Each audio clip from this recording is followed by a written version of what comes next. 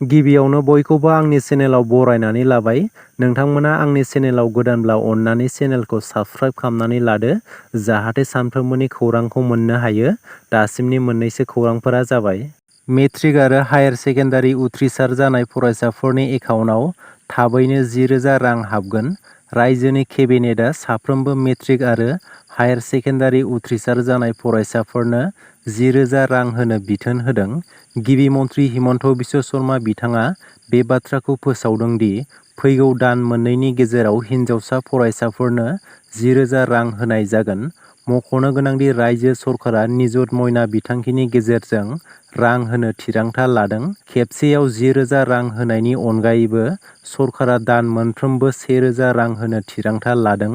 लोगोसे बे बिथांखिखौ फैगौ 7 साननि गेजेरावनो थिरांथा लानाय जागोन।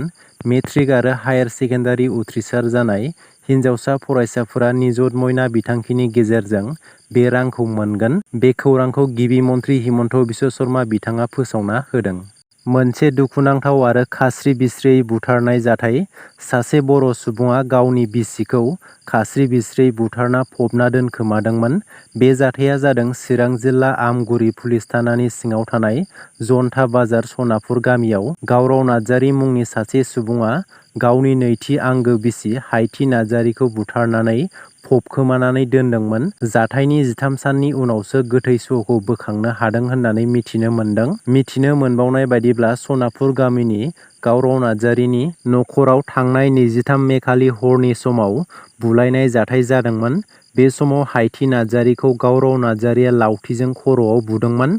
साथाम फिसाजो आरो सासे फिसाज्लानि बिमा हायथि नार्जारिया खर'आव गोब्राब जोखोम मोननायनि जाहोनाव जिउ गोमानो गोनां जायो। जाथायखौ दोनखोमानो थाखाय न'नि उनथिं थानाय गय बागानाव हाखर जावनानै बिसिनि गोथै सहखौ फबखोमाना दोनदोंमोन गावराव नार्जारिया। थैनाय आइजोनि बिगुमैया होनाय अजदखौ बिथा खालामनानै जाथायनि 13 साननि उनाव आमगुरि थानानि पुलिसआ गावनि बिसिखौ बुथारग्रा गावराव नार्जारिखौ हमनो हायो।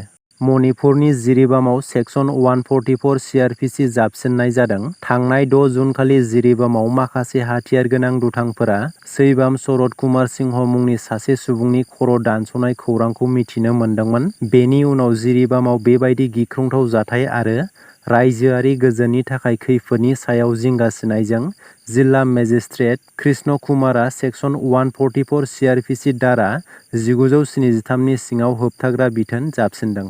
कक्राझारनि आर.एन.बि सिभिल हस्पिटालखौ थांनाय जानुवारि दाननि गेजेराव कक्राझार मेडिकेल कलेजजों सरजाबनाय आरो माखासे डिपार्टमेन्टफोरखौ लांलाय लाबोलाय खालामनाय जादोंमोन आरो फिन माखासे डिपार्टमेन्टफोरखौ लांलाय लाबोलाय खालामनायखौ लानानै गोख्रों धरना होनानै गोथौयै दुखु मोननाय फोरमायदों।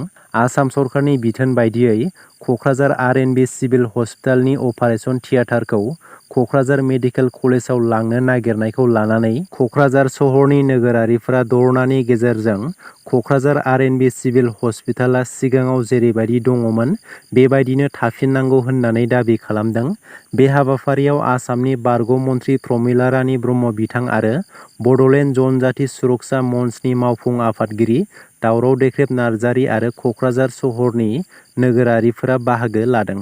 कक्राझार जिल्लानि फकिराग्राम नामाफारायाव हा-हुखौ लानानै बुलायनाय जाथाय।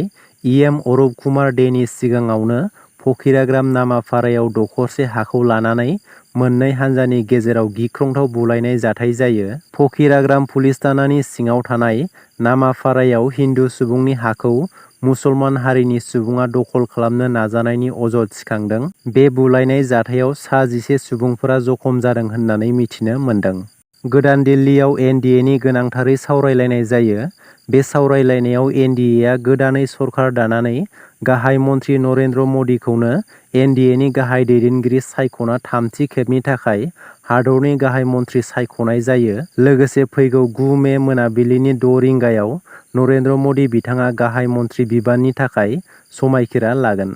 गिबि मन्थ्रि हिमन्त बिश्व शर्मा बिथांनि दैदेननाय मन्थ्रि आफादाव थाबैनो सोलाय-सोल' जागोन। फैगौ 15 आगस्तनि सिगां हिमन्त बिश्व शर्मा बिथाङा मन्थ्रि आफादखौ सोलाय-सोल' खालामनो फोसावदों। 2026 मायथाइनि बिधान सभा बिसायख'थिया गोहोआव फैफिननो हानाय बायदियै थांखि लानाय जागोन होननानैबो गिबि मन्थ्रिया बुंदों। बबेखानि गोदान दिल्लीयाव मिरुनि दैदेनगिरिफोरजों सावरायनानै 15 आगस्तनि सिगां केबिनेटखौ सोलाय-सोल' खालामगोन आरो बे गोदान केबिनेटआव 3 गोदान सुबुंनि महरखौ नुनो मोनगोन होननानैबो गिबि मन्थ्रि बिथाङा इसारा होदों। बेनि गेजेरावनो गोदान मन्थ्रि आफादाव इउपिपिएल दोलोनिफ्रायबो सासे मन्थ्रि मोनबावनो हागौखौ मिथिनो मोन्दों। मख'नो गोनांदि 2026 मायथाइनि बिधान सभा बिसायख'थिखौ नोजोर होनानै मन्थ्रि बिबान होनाय जागोन आरो 2026 मायथाइनि बिसायख'थियाव बिजेपि दोलोआ 100 निबो बांसिन मासि देरहानायनि थांखियै गोख्रों खामानि मावगोन होननानैबो गिबि मन्थ्रि हिमन्त बिश्व शर्मा बिथाङा बुंदों। दासिमनि मोननैसो गोनां खौरांफोरा बेनोमोन। गोजोन्थों।